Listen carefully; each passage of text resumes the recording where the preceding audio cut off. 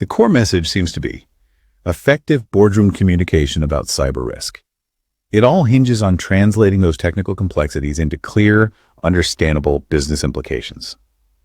It's really about speaking the language of strategy, finance, and reputation. It's crucial to emphasize proactive communication, regular, concise updates to the board. Cybersecurity needs to be an ongoing conversation, part of the regular business review cycle, not just, an agenda item twice a year.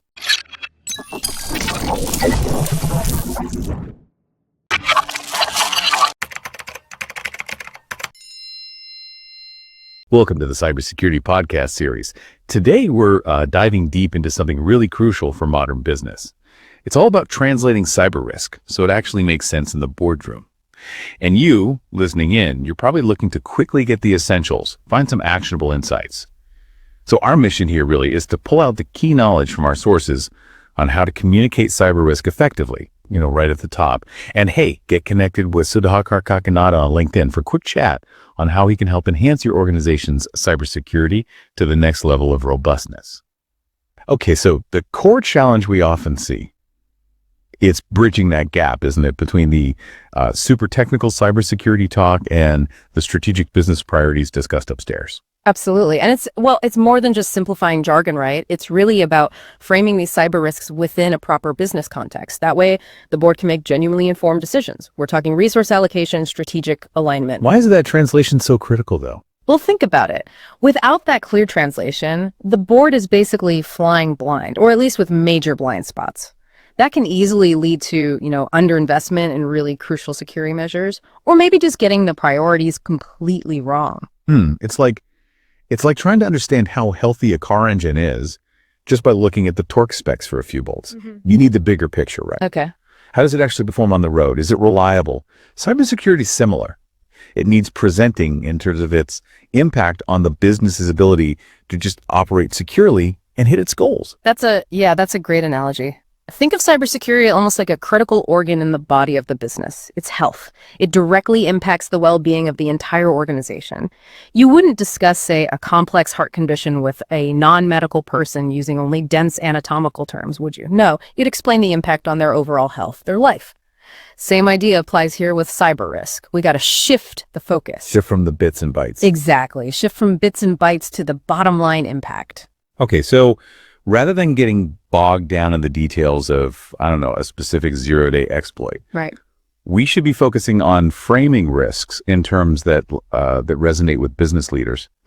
Things like potential financial losses from breaches, reputational damage that can linger for ages, and erode trust, operational disruptions, halting everything, and of course those big regulatory fines. Precisely. So take an example. Instead of saying, okay, we need to patch these servers to address CVE 2023, whatever. Which means very little to most board members. Exactly.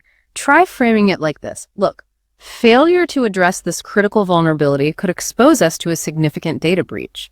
That could potentially cost the company millions in fines, damage our brand reputation, and ultimately hit shareholder value. See the difference? It's moving from the technical details straight to the business consequence. It's about using really clear, concise language and just avoiding that jargon wherever possible. Board members aren't typically cyber experts. They need the essential info presented so they can quickly grasp why it matters. And speaking of clarity, maybe it's a good time to mention again. Get connected with Sudhakar Kakinada on LinkedIn for a quick chat on how he can help you enhance your organization's cybersecurity to the next level of robustness. And you mentioned quantification earlier. Yes, absolutely. Quantifying risks, even if it's sometimes based on estimations, provides a much, much clearer picture instead of just saying a risk is high, which is pretty vague. Very subjective. Right. Try framing it in terms of potential financial impact or range, perhaps, or the estimated likelihood based on, threat intelligence and industry data. This lets the board weigh cyber risks against other business risks more effectively. Apples to apples, somewhat. And it's also vital, isn't it, to explicitly link cybersecurity investments back to the overall business goals. Yeah. Like, how does this security measure actually help the company achieve its strategy? Or protect that strategy from being knocked off course? Yeah, and that leads into something really powerful, storytelling.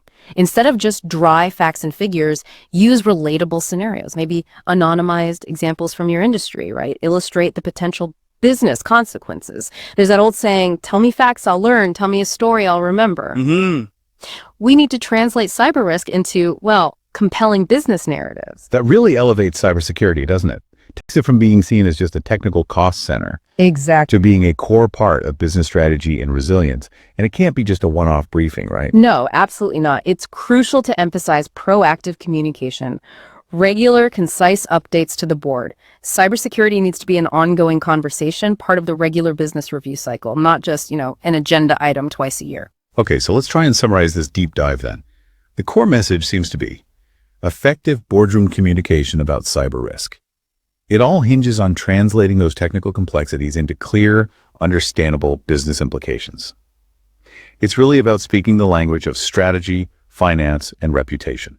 That's it in a nutshell. Always maintain that business-centric view when you're talking cybersecurity with the board, understanding the company's strategic aims, its financial realities, where its reputation is sensitive, that's paramount. It's how you get the buy-in and the support you need for security initiatives. And one last reminder, get connected with Sudekar Kakinada on LinkedIn for a quick chat on how he can help you enhance your organization's cybersecurity to the next level of robustness. Which brings up a really critical point for you, our listener, to maybe think about. How effectively is your organization bridging this communication gap right now?